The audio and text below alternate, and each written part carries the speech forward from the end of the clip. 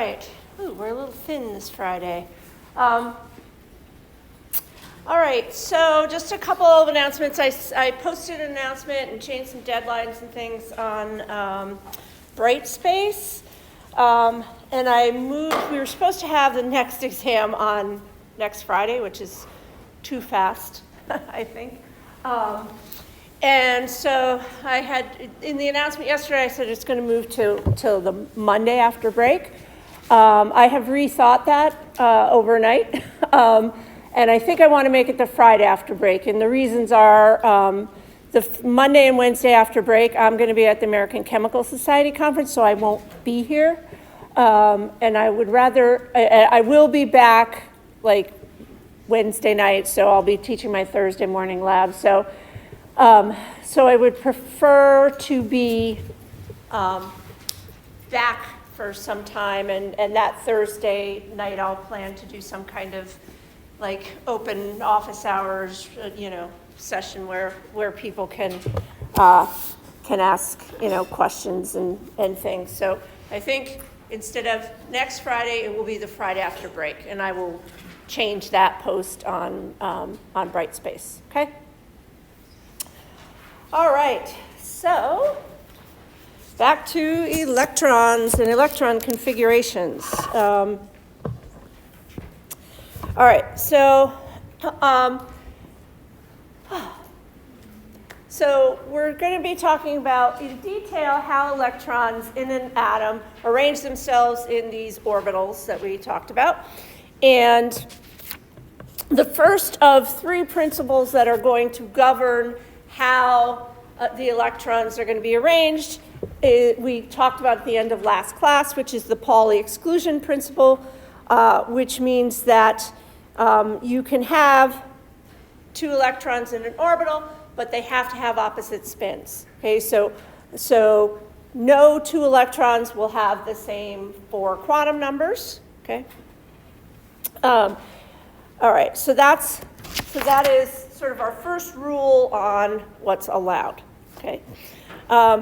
So the second kind of principle that we're going to go by is that electrons are lazy and they like to be in the lowest possible energy level. So we're going to fill lower energy levels before we go up to higher energy levels. Okay. All right.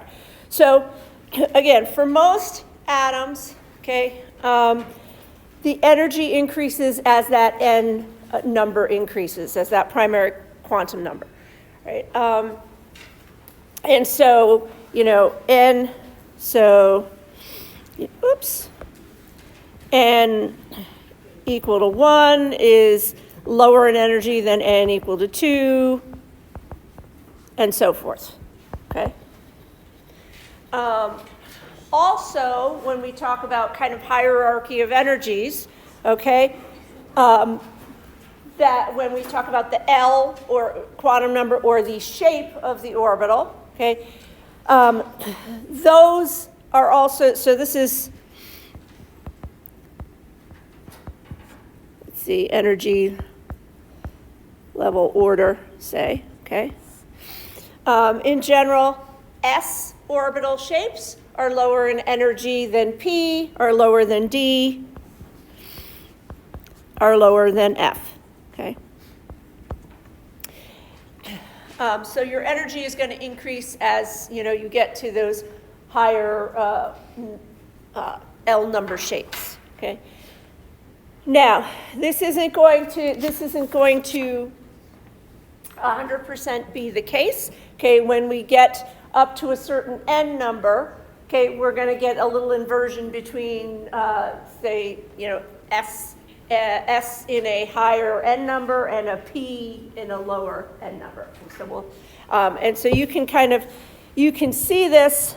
You can see this over here on the right when we have multiple electron atoms. Okay, so you'll notice the orbitals again go 1, 2, 3, 4, 5, 6, 7 in higher and higher energies. Okay, but when we get to around the n equals 3 level, okay, we're going to find that the 4s shell is going to start filling and fill before electrons start going into the 3D. Okay. So we're gonna define that whole pattern. But all right. So again, most atoms aren't hydrogen, and they have lots and lots of electrons. Okay, so we're going to have to worry about, how the orbitals are ordered. Okay. So our second principle, okay, is what's called the Aufbau principle. Okay. So Pauli exclusion is that, if two electrons are in the same orbital, they have to have different spins. Okay. So two electrons in the same orbital must have different spins. And again, that's why we get an up arrow and a down arrow, okay? Those would be two electrons. All right, so what the Aufbau principle states is that orbitals fill in the order of energy, where we go from lower to higher energy. Okay, so the Aufbau principle is that electrons are going to fill the lowest energy orbitals first. Okay, and an electron configuration, what we call an electron configuration, okay, is a listing of every orbital that has electrons in an atom and how many electrons are there. Okay, and we have three ways of writing those types of configurations. Okay, so we are eventually going to talk about something called orbital box notation. Okay, so so a notation is a way of writing an electron configuration.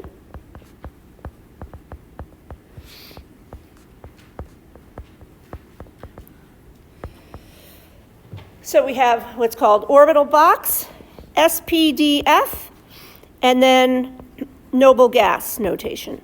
Okay. So orbital box is the most visual way of showing an electron configuration. SPDF notation is a shorthand. So we're going to see, orbital box, it takes up a lot of space. SPDF takes up less space. And the noble gas notation takes up the least amount of space. Okay, so as we go down this kind of list, we're getting to shorthand ways of doing an electron configuration. All right. So this diagram that's on the right is one of multiple different ways people have of writing the orbitals so they know what order they fill in. Okay, so you may have seen this in this version. You may have seen it in an upside down version. You may have seen something that looks, more like this table that's, over here.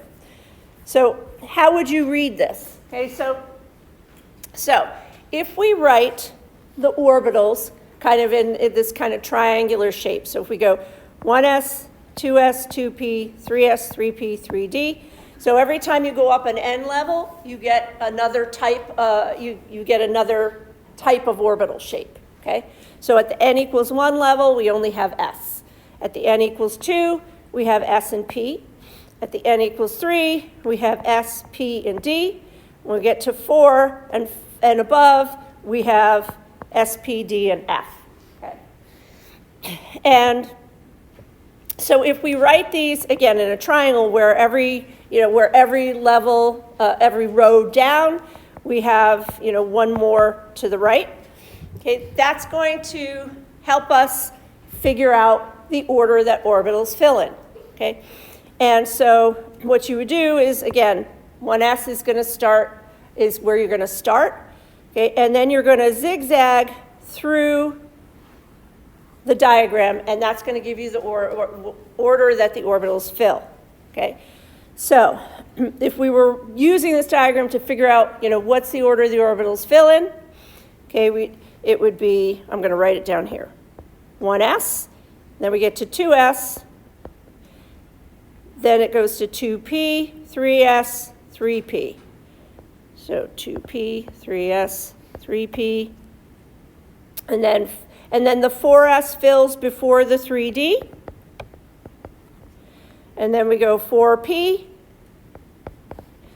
and then what we find is the 5s fills before the 4d. So I'm going to move this over. So we go 4p, then we got 5s, okay, and then we go 4d, and then 5p is going to fill before the 6s. And then we go back up to the 4s level, okay? We are generally, okay, when we're writing electron configurations, the purpose is not to be able to write it for every element on the periodic table because there are some exceptions and things like that. We're generally going to be operating kind of in this zone right here, okay? So that we get kind of the concept of how orbitals fill, and then we're going to move on for how that tells us and how the position on the periodic table tells us how things react, okay? All right, so the Aufbau principle, again, is essentially the order that orbitals fill, which again is by low to high energy, okay? So low goes first. All right, so that's the Aufbau principle, okay?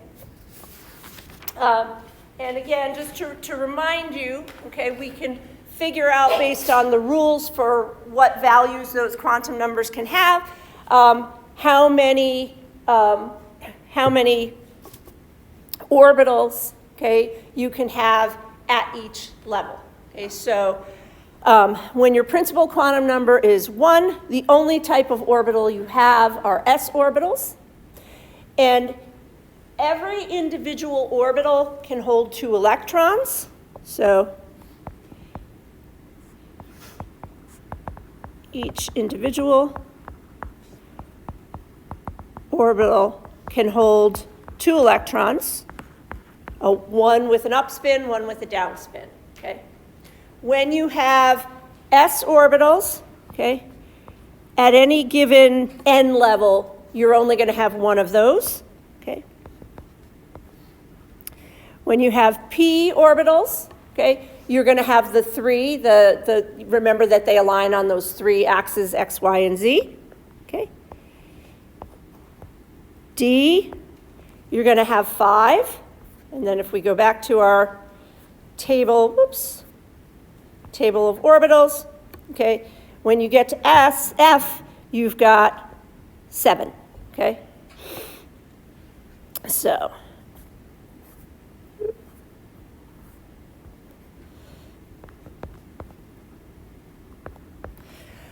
all right, so if each of these can hold 2 electrons, okay, so if each f orbital can hold 2 electrons, let's say the 4f level, okay, can hold 14 electrons, okay, so this is going to be the number of electrons that can be accommodated by those 7 orbitals. It's 14, this would be 10, this would be 6, and that would be 2.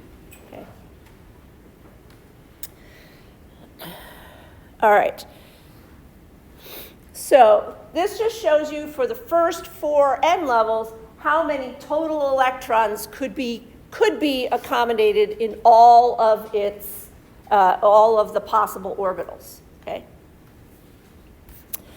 All right. Oops. So what we're going to do now, okay, is we are going to learn orbital box notation, okay? All right, so, oops.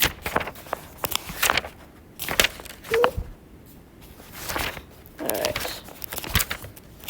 Hang on for a second. Did I have a slide that had Hund's rule on it? Nope. So this is going to be our slide that explains Hund's rule. All right. So remember, Aufbau's rule, go from low to high energy. Okay, Pauli exclusion, only 2 electrons per orbital and opposite spins. Okay. And then what Hund's rule says, okay, is Hund's rule is we fill orbitals, okay, so that we have the maximum amount of unpaired. Okay, so, and I'll show you that with sodium. Oops.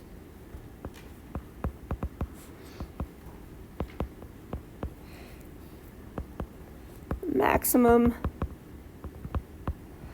possible number of unpaired electrons. Okay. All right, so let's look at sodium.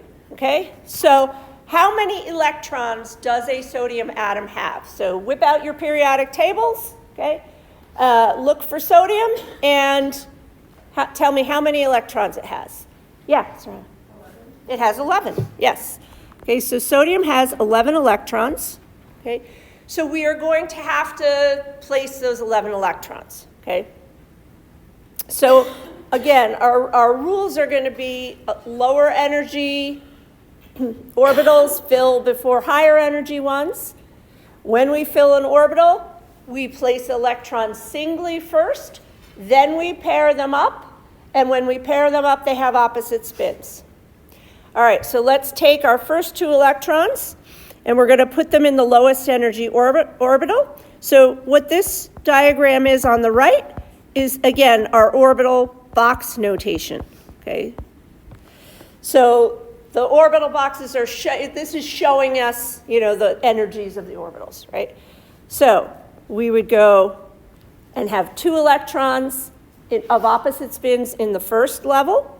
I'm going to just do this and make this just a little wider. Okay. Then, so 11 minus 2, that's 9, so we have 9 more to go. So, oops, 3 and 4 are going to go in the 2s orbital, okay? All right, so we have 7 more electrons to place, right? So here's how we're going to place them. We're going to go 1, 2, 3. That's Hund's rule, okay? We fill singly first, okay? And then we go 4, 5, 6, okay? And then we have 1 more, and so we're going to go up to the 3s and fill 1, okay? All right, so this is the electron configuration for sodium. So every box represents an individual orbital. So, okay, so when you see these 3 boxes for the p orbitals, okay, think of this one as the p orbital that's aligned on the x-axis, the p orbital that's aligned on the y-axis, and the p orbital that's aligned on the z-axis, okay? All right. So our other kind of 2 different notations that we could use for this, okay, we're going to go into on the next slide, okay? All right, so here are our 3 types. We've got the orbital box notation for sodium, which we did, okay? Now, as we try to condense that information into shorter and shorter amounts of space, okay, we're going to go to our SPDF notation. And the way we do that is we list the orbital types. Okay, so we've got, remember we filled a 1s, a 2s, a 2p, and 3s. So we would write those in the order of energy from low to high. Okay. And we're going to write the number of electrons in that orbital type, okay, as a superscript. Okay, so there are 2 electrons in the 1s, right? Oops.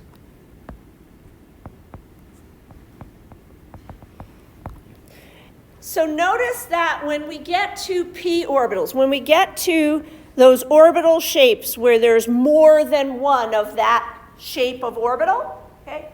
When we go from, when we are in orbital box notation, each one of those orbitals has its individual representation, okay? But when we go to our shorthand notations, okay, we collapse them all into the 2p orbitals, okay? So we've got 6 electrons distributed amongst those 3 orbitals, okay? And so in the SPDF notation, we write them as 2p6, okay? And then our 3s orbital only has 1 electron in it, okay? So only 1 unpaired electron in the 3s orbital. Okay. This is the outermost, the highest n number. Okay, so this is so n equals 3 is the highest energy level in this atom. And we call those electrons the valence electrons, okay? Those are going to be the electrons that are responsible for the chemical behavior of this element, okay? So these electrons, we call the valence electrons, okay? All right, so the third type of notation is what we call the noble gas notation, okay? And so the noble gases, the reason that they are unreactive, okay, is because their outermost energy levels are completely filled with paired electrons, and they're, again, they're happy not to react with anything because, they're in a very stable state. So let's first write the electron configuration for neon, okay? And I'm going to put it I'm going to put it kind of next to the sodium one in orbital box notation, okay? So how many electrons does neon have? 10. It has 1 less than sodium, correct? So basically, the orbital box thing is going to look the same, except we're going to have nothing in the 3s, right? So we have our 1s. Oops, that was a little...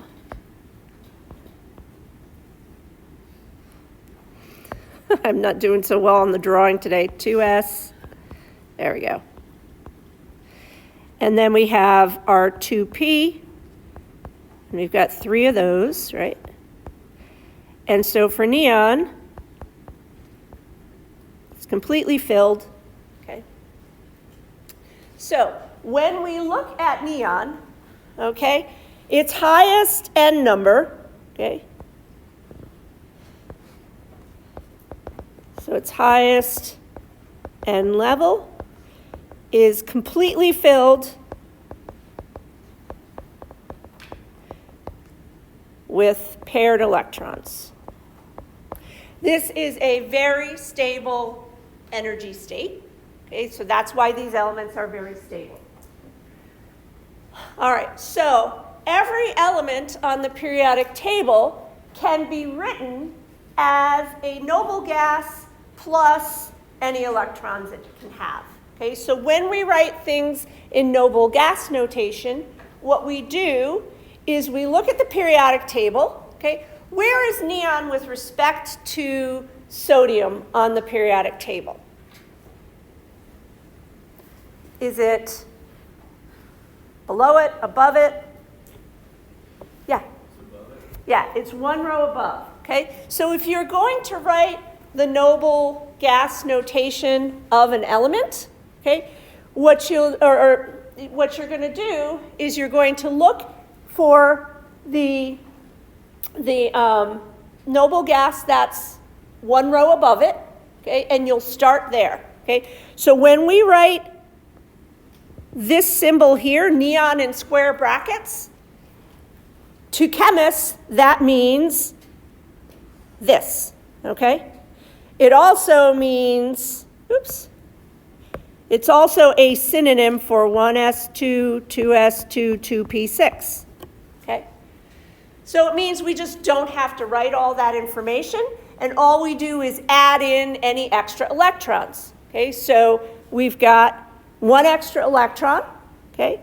So we would write 3s1, okay? All right, so let's try lithium, okay? So if we, oops. All right. So let's start kind of the easy way. Let's start with noble gas notation, okay? So how many electrons does lithium have? So its atomic number is what? 3. So it's got 3 electrons, okay? So this has 3 electrons. So noble gas notation, we're going to go to the noble gas all the way over on the right. That's one row above. That's helium, okay? So we would write helium like that, okay? Now, helium only has 2 electrons, okay? So it's just going to be filling its 1s orbital, right? And lithium has 1 more electron than that, okay? So the next orbital that's going to fill is 2. And so we'd say 2s1, right? Because helium has 2 electrons, we have 1 more than that. All right, so let's, comparing the lithium and the sodium and looking at their positions on the periodic table, okay? Let's look at that noble gas notation, okay? So lithium is in what row? It's in row 2, okay?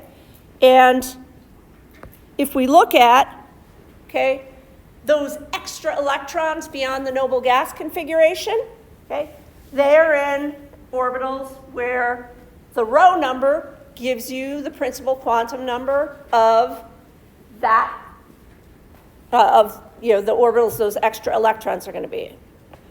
If we look at sodium, sodium's in row 3, right? Okay? And when we write its electron configuration in noble gas notation, it comes out to be, neon with plus electrons in the 3rd quantum number level, right? And we only have 1 of those, so it's just going to be in the s orbital, and it's going to be number 1. All right. Let's go back to lithium. We'll write it in our SPDF notation. Okay. So it would be 1s2, 2s1. Okay. All right. So again, we're going to think about using, okay, the periodic table as our kind of cheat sheet, okay? So if we're looking at those row numbers, okay, what you should be kind of thinking of, okay, is those row numbers, okay, tell you your n value, okay? So periodic row tells you the highest n level for your orbitals, okay? Okay. There are a couple of elements, okay, like chromium and copper, okay, where there are anomalies. They don't behave exactly like these rules should, okay? So these ones, okay, are exceptions. And the reason for those exceptions is every individual atom, because it has its own number of electrons and protons, right? the energy level for a 1s electron in hydrogen is going to be different than the energy level for a 1s electron in copper, okay?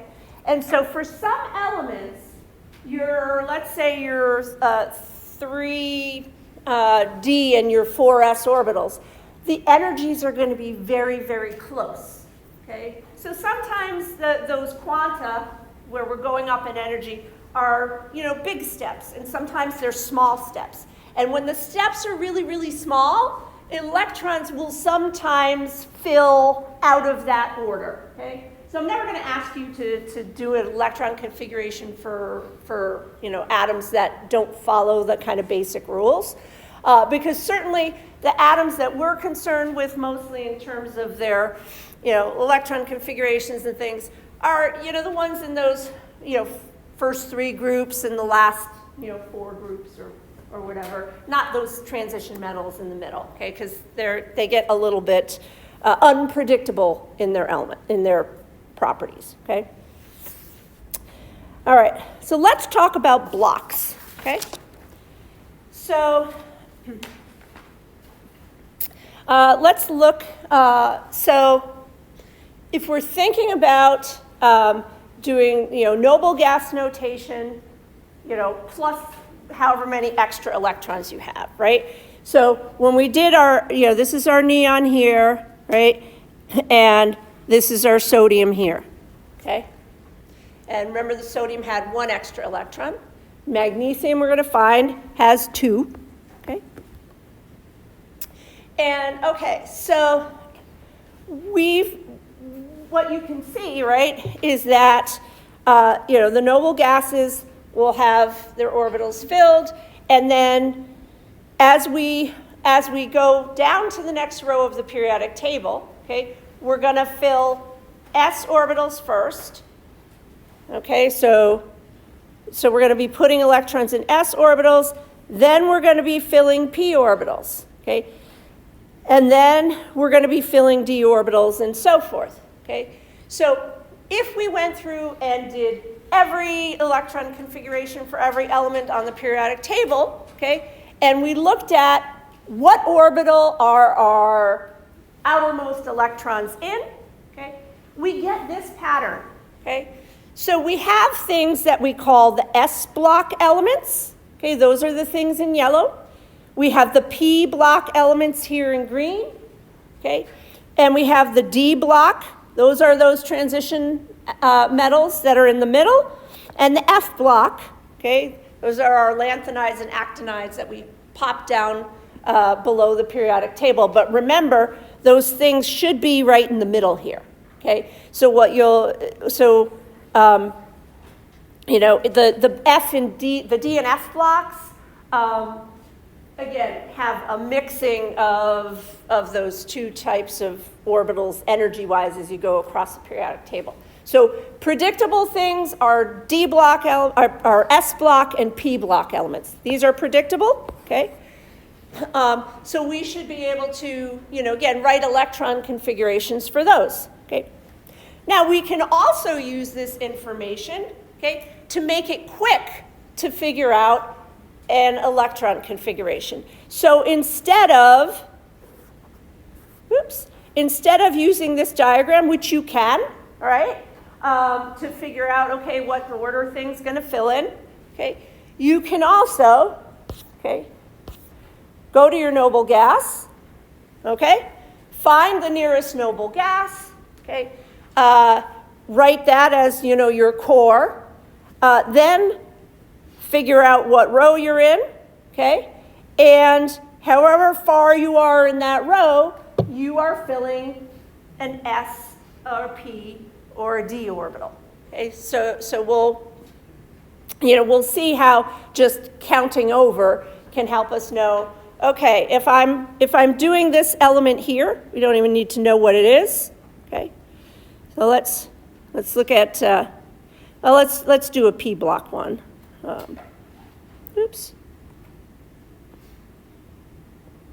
Okay, so here I am in the P block, okay. I am 1 row below the thing that's below neon. So my core is going to be argon. Okay. and I am going to have electrons, okay, in the 4p level, and the 4s will be filled, okay? So it's going to be 4s2, and then I am in the first square in the 4p block. So what that tells me is I've got a 4p electron, and I've only got one electron there, okay? So if I were, let's say 1, 2, 3, 4, if I were here, okay, my electron configuration would be argon, 4s2, 4p, and I'm 1, 2, 3, 4, 5 over, okay? So that's how we can use the position on the periodic table to get quickly to an electron configuration instead of doing the whole diagram and ziggy-zaggy everything. So that's why people like to use noble gas notation, okay? And again, what I want you to remember, okay, is these electrons here, okay, are the ones we care about for chemical reactivity, okay? These are what we call our valence electrons. So while, yes, it is a good intellectual exercise to understand things about orbitals, orbital energies, to do our electron configurations in orbital box and in SPDF notation, when we are talking chemistry of an element and what types of bonds it's going to form, what types of reactions it's going to participate in, what we care about are the valence electrons, okay? And those are the ones that are over and above what the nearest noble gas has, okay? Yeah? So, in your opinion, how often do you think that core electrons ever come into play when it comes to chemical bonding? When it comes to chemical bonding? Well, we're actually going to talk about that. So, so the end of chapter 4, okay, is all about the influence of the inner electrons. So what the inner electrons do is they shield these valence electrons from the attractive force of the protons in the nucleus, okay? So they can make, so one thing that definitely affects reactivity, okay, is how many valence electrons are there, okay? So that's thing number one. But thing number two is how tightly are they held to the nucleus, okay? And that's a good question to ask because in lab this week, one of the things that you did, right, was you looked at, as I go down the periodic table, as I go over the periodic table, do things become more or less reactive, okay? And the one thing that the one example that hopefully stuck in everyone's mind, okay, is we had lithium, right? So lithium was up here. Excuse me, oops. Lithium was not up there. Lithium was one down. There we go, because it's number 3, okay? So you reacted lithium and sodium, right? And you found that sodium was more reactive than lithium, okay? The reason for that is going to be the influence of those inner electrons. So if we just go back and look at what we had for the orbital box configurations or our SPDF configurations for lithium versus sodium, okay? All right, so lithium, okay, if we look at its valence electrons here, right, it's got 2 electrons between it and the nucleus, okay? And then if we look at our sodium, okay, sodium, I'm going to write it up here. So I'm going to write it again up here. So 1s2, 2s2, 2p6, 3s1. Okay? So if we look at our valence electrons for sodium, okay, again, that's the highest N level. Okay, here we go. All right, so both of them have 1 electron, okay? And again, that means a certain thing in terms of reactivity. It means, for the alkali metals, they're going to give up an electron to another element easily, because then they can get to a completely filled valence shell. Okay, if I get rid of this, if I get rid of this electron here, okay, then what I have is a completely filled 2, n equals 2 level, right? Same thing here. If I get rid of that electron in the 2s1 shell, then I have a completely filled n equals 1 level. Okay? So that's why they react. Why was sodium more reactive than lithium? Okay. Sodium was more reactive than lithium because these electrons out here had less of an attraction to their nucleus, because there were a whole lot of other electrons kind of shielding it, okay, from the protons in the nucleus. Okay, so if you can think of it as kind of like looking through fog. Okay, you know how when you're looking through fog and you can see stuff that's kind of close but not far, right? And the more fog you have to look through, the harder it is to see the thing that may be in front of you. Okay? So the more electrons there are shielding a valence electron from the nucleus, and we're going to calculate what we call effective nuclear charge. Okay? The more reactive you're going to be. And so that explains why when you go down that group, okay, things get more and more reactive when you go down the alkali metals. Okay. All right. All right. So this is, again, this figure I will leave you to look at as you're going through your notes. Okay. But these arrows refer to, again, the position of something in the periodic table and how many, how many electrons it's going to have. Okay. So. All right. All right. So again, Hund's reminding you of Hund's rule, okay? Your subshells are going to be filled to give your maximum number of unpaired electrons, okay? So let's just do nitrogen, okay? So let's do nitrogen over here, okay? So nitrogen has 7 electrons, okay? And so going in orbital box notation, we're going to put 1, 2, 3, 4, and then we have 3 more electrons to place, and they are going to go each individually into an orbital by themselves before they pair up. Okay. All right, so if we do beryllium, beryllium is element number 4.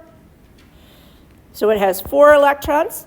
And the reason I know that is because I have a mug with a picture of an emerald on it and the periodic table thing for beryllium, because beryllium is the thing that makes emeralds green. I was born in May. Emeralds is the birthstone of the month of May. So that's how I remember what beryllium's atomic number is. All right, so 4 electrons. So we're going to do 2 there and 2 there. Okay, so this is beryllium. All right. So let's, okay, we can do this quickly. All right, so now we're going to do this, again, using the periodic blocks. Okay, so instead of filling all the orbitals in the orbital boxes, we're going to see if we can figure this out from the orbital boxes. Okay, so we're going to look at carbon. Okay, so carbon is in what row? What row is carbon in? It's in row 2. Okay. All right. What's the nearest noble gas to carbon? is well, actually, let's do it this way. The noble gas in row 1 is our helium. Okay. All right. What group is our oxygen in? So if we're just thinking about the P block, okay, so this is where the P block begins, okay? So it is in the second box, right, for the P block. So this is second box of the P block, right? And our total number of electrons, again, is 8. Okay. All right, so if we are filling orbital boxes, we go 1, 2, 3, 4, 5, 6, 7, 8. Okay? And so when we're looking, okay, at how many or how many orbitals are going to be filled, okay, we're going to have, we're going to have, oops, 1, 2, yeah, all right. So we're going to have one orbital, okay, that's going to be filled with 2 electrons, okay, and then 2 that are going to be unpaired. Okay? And so we're going to have 1s2, 2s2, 2p4. Okay. All right. Sorry. All right. So what I'm going to do now, yeah. Really quick, the 6 electrons in carbon, where do you get? Oh, shoot, you know what I did? That's why I confused myself, because I was doing carbon, and then I looked at oxygen up there. That's what okay, so there's 6 electrons. Sorry, that makes everything make sense now. Sorry. Thank you for asking that question. So let's start over. This is why it doesn't make sense. All right, because it's second over in the P block, and we only have 2 more electrons to go. There we go. Now the P block trick works, right? Because we're 2 over in the P block, we only have 6 electrons, and so 2 p orbitals have an electron in them, okay? If it were oxygen, we would have 4, and that worked, right? We had 4, so. Oh, Lord, it's Friday. Sorry about that, guys. All right, there we go. Feel free to stop me earlier if I'm like mixing up my numbers. All right. Okay, we don't have time for you guys to do your magnesium, but so what we're going to do is on Monday we'll start with a group activity where you guys are going to you're going to do magnesium. We'll do one more counting the periodic blocks to get your electron configuration to warm you up, and then I'll let you guys do it on your own. Alrighty, have a great weekend, everyone.